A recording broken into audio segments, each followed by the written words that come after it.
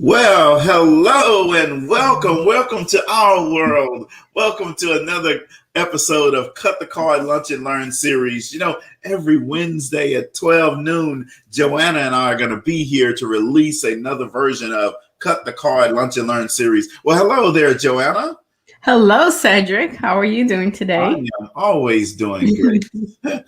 Awesome. Great to be here with you today. Yes, well, I'm excited that you're here as well. So you may ask, what is Cut the Card? It's a 30-minute training that airs on Facebook, Instagram, YouTube, LinkedIn.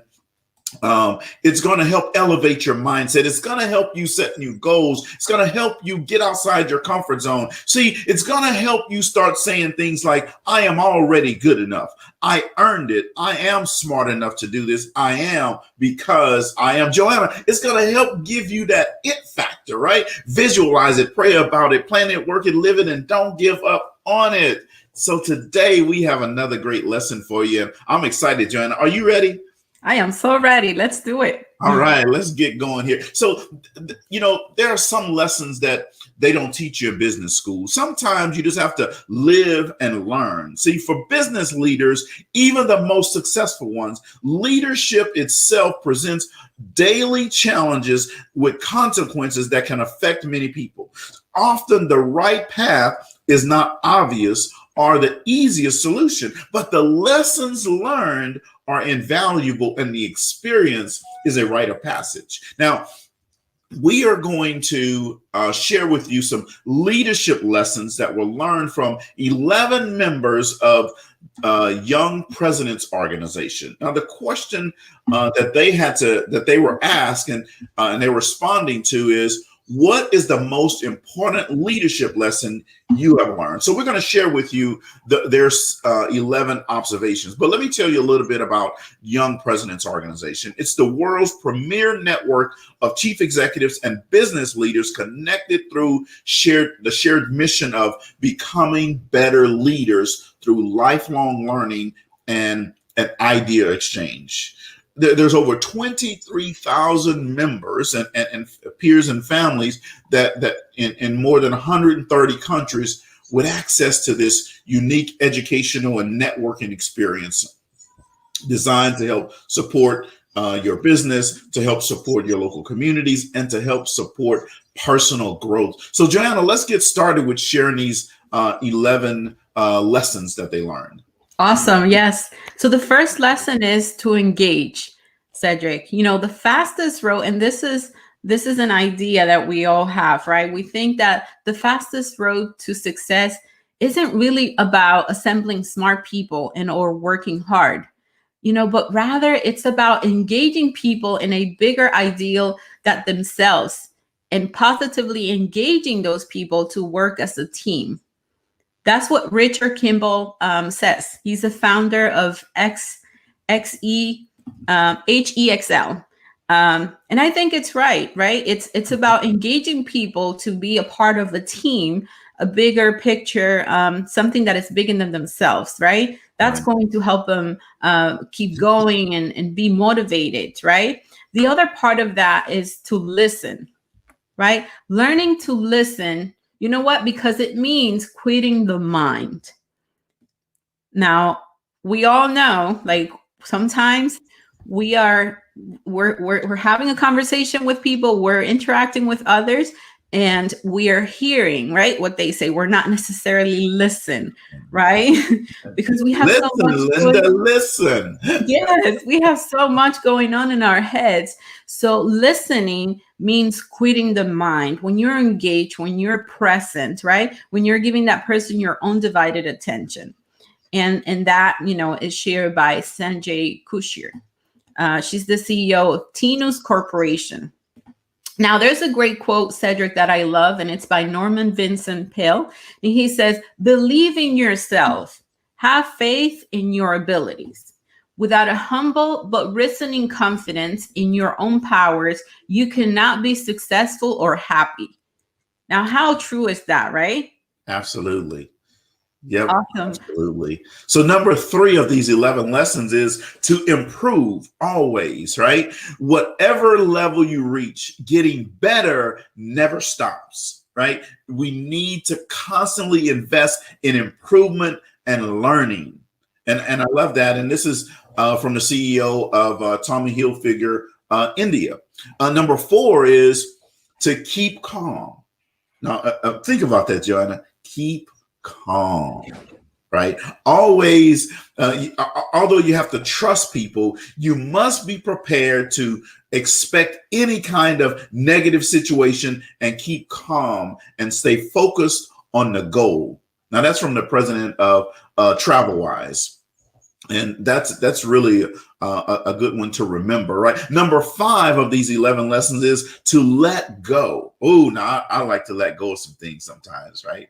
Yes. Sometimes you got to let go of old friends and old groups and old things, right? So that you can go to a new higher level. Learning to let go and trust my team is what the CEO of Grindr said. It says, the most difficult part for me was transitioning from trying to do everything myself to becoming a better delegator. Now, Johanna, how many times have you done things and went, man, I should have delegated that to somebody else to do, right? Absolutely. He says, as we scaled Grindr, I have learned that the most important aspect of delegation is finding competent people and not settling. Oh, right there, right? Right? You got to find people that know what to do, know how to do it, and when to do it, but don't just settle for any old thing. And I absolutely love that. Now, General George S. Patton said this: never tell people how to do things. Tell them what to do, and they will surprise you. They will inspire you with their ingenuity. Great quote. Absolutely. Absolutely. I love that. That was by General George, you said, Cedric? Yeah, General George S. Patton. Awesome. That is a great quote. Now, number 6 is to focus. You see, a lesson I learned a few years ago, it's how to scale back to one's core competencies. You see, in the nonprofit organizations, in the nonprofit sector, there's a belief, Cedric, that each organization has to be in all things to their clients they serve. But in doing so, this really dilutes the quality as the direct service that we provide. And that's what it's not me saying that, right? This is Susan Carl. She's the CEO of Build. Now, something really interesting to pay attention, right? Right. Because a lot of times you feel like you need to be in all things involved, and no, you have to take a step back, right? And really analyze that. Number 7 is to be objective. See, from the very beginning, I have led from the heart more than the head, right? And maybe because it's my personality style, right? I usually tend to wanting to do things from my heart than really from the head. But this really has paid off, Cedric, in the larger scheme. But I have received my fair share of hard knocks because of this, right? Because we, as leaders, we have to be strategic. We have to use our head, right? You cannot just trust, your heart. You have to be using your head. And so, it took a while for me to learn the value of measured decision making and, and objectively analyze difficult situations. Sometimes when we are handling difficult situations and we just want to follow our hearts, right? It's not necessarily the best decision that you make. But when you are an effective leader and you really take the time to analyze the what's happening, the situation, the difficult situation, and you use your head, that helps you to make better decisions. And, this is actually said by Lavina Lavin. She's the managing director of Anika Collections. Yes, absolutely. Man, we're just rolling through these 11 leadership lessons that they don't teach you in school. That's right. So let's keep going. Number 8 is to scrutinize ideas. See, falling in love with an idea before testing it. What you love might not be the case with others, right? Especially with your target customer. Now, this is the founder of Telenomics is the one that said this. And then number 9 is to inspire. Now, the president of Dimension All Formworks and Scaffolding is a person that said this, and here's what he said around this. He says, my mentor was once talking to me about how leaders must be inspiring to others on the team, right? He said, quite a lot of leadership is about energy that we bring to the table. It's the energy of the leader that really helps mobilize and inspires a team to go farther, right?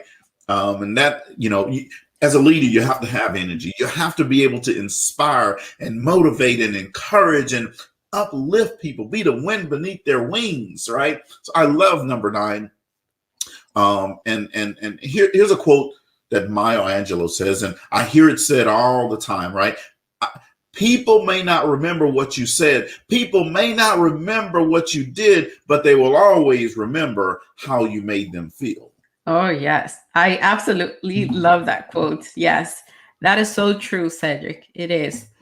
Awesome. Well, number 10 is to be balanced. You see, managing the balance between motivation, coaching, influencing on one hand, and being demanding and managing performance on the other hand. See, you need to find that balance between those: motivation, coaching, and influencing. And this is something that is shared by the CEO of Turaya Telecommunications. His name is Samer Halawi. All right. Number 11, Cedrick, is to disrupt. Now, hear me on this. Disruption, sometimes people can really be against this. Wait, what you say, Johanna? Let me disrupt you for a second. Yes. All right. Well, to disrupt. Now, you cannot be a leader and make tough decisions without upsetting some people.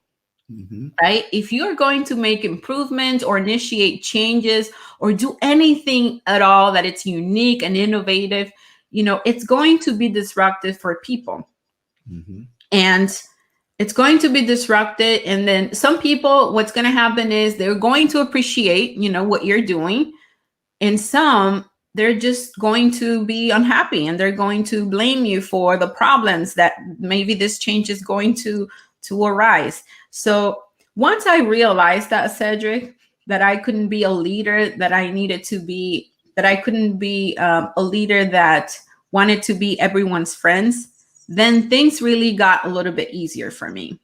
Because here's what happened. When you come into an organization and you see that there are opportunities to make changes and to implement new things, you are already causing that disruption, right? But if you want to be everyone's friends and you want everyone to like you, then you're not going to be able to execute as a leader, right? You're not going to be able to execute the idea that you have. And so once you realize that, then that really helps you and puts you in a different position that you're just going to move on and do what it takes to make the change and cause a positive impact.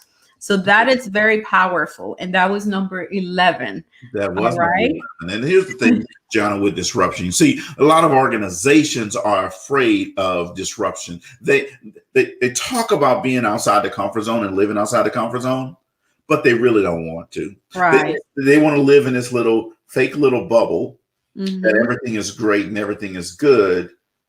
And then when someone comes in with innovative ideas, new thoughts, new ways of doing things, those companies get upset. Those groups get upset. Those people get upset. And it's just what it does to an organization is it really shrinks that organization in terms of their capacity to help people and to take their customer to a new level, because they start to shrink. They're sort of like there's a nice grape, and then it turns. Then you have that prune that's like all wrinkled, right? That's what happens with organizations that are afraid of disruption. That's right. Yes. We all want to be open-minded, but when it comes to really being open-minded and trying new things and giving other people opportunities and, going above and beyond, that's where the problem comes. Yeah. Absolutely. Well, I have a great quote by Winston Churchill that I want to share before we wrap up. And it says, it is a mistake to look too far ahead. Only one link of change of destiny can be handled at a time. Yeah. All right. So I think that this was a great lesson. It was short and sweet and very with a lot of good information. So we hope you really enjoy this and you took some good notes. And yeah, why don't you close us out, Cedrick? Yeah, absolutely. What I want to encourage you to do before we go, because Johanna shared a lot of great tips with you, and I added a little bit here and there. But let me tell you what, folks. I want you to share this with someone. You know someone that needs to hear these 11 leadership lessons that they don't teach you in school. It could be your boss. It could be your director. It could be your manager. It could be your leader. It could be your supervisor. It could be your husband, your wife, your girlfriend, your boyfriend, whoever. Could be your child. Mm-hmm. Share it with your social media group. It's very easy. Just click share. And then it goes off on it. You don't have to put any comments. Just share. People will get it. They'll know what you want. Disrupt their lives a little bit by just hitting share. Right? So thank you guys for tuning in today and listening to another version of Cut the Card Lunch and Learn series. We really appreciate you tuning in. Our goal is to help you and your team go to a higher level. Our goal is to help you and your team to go to a higher level. We want to hear from you, though. Tell us what we're doing well. Tell us how we can better serve your team. What is your team struggling with that maybe we can address on our show? Is it communication? Is it teamwork? Is it collaboration? Is it creativity? Is it being authentic? Or the lack of all of those things? So send us an email. Our email will be in the link in the comments. So you can just click on our email and put in the subject line, cut the cord, and tell us how we can help you, how we can address something on the show. Because hey, trust me, we'll get after it and we'll address it here and we'll talk about it so that you and your team can go to another level. Johanna, it's been a pleasure working with you again today. Oh, it's been a pleasure for me too as well, Cedrick. Thank you again for another opportunity. And again, we really want to hear from you. So make sure you send us a note and let us know, right? Thank you again. And you all have a wonderful rest of your day. And we'll see you next week. Awesome. Thank you guys and bye-bye.